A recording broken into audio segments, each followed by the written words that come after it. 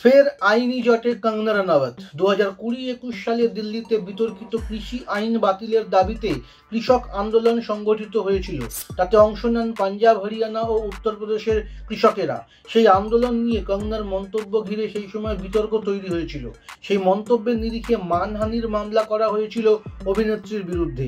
পাঞ্জাব ও হরিয়ানা হাইকোর্টের কাছে সেই অভিযোগ তুলে নেওয়ার আবেদন করেছিলেন কঙ্গনা নিজে, কিন্তু শুক্রবার সেই আবেদন নস্যাৎ করে দিল পাঞ্জাব ও হরিয়ানা হাইকোর্ট।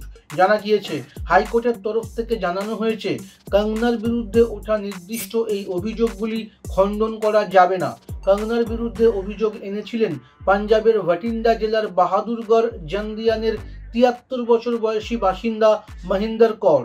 তাকে নিয়ে মন্তব্য করেই বিতর্কে জড়িয়েছিলেন অভিনেত্রী সাংসদ।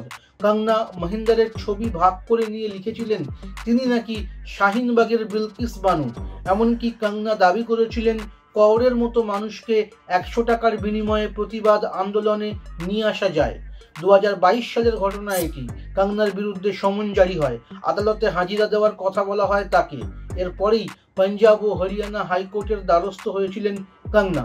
এই অভিযোগ থেকে অব্যাহতি দেওয়ার আবেদন জানিয়েছিলেন তিনি, কিন্তু সেই আবেদন খারিজ করে দিয়েছে হাইকোর্ট। ফলে পাঞ্জাবের স্থানীয় আদালতে কঙ্গনাকে হাজিরা দিতেই হবে এবার।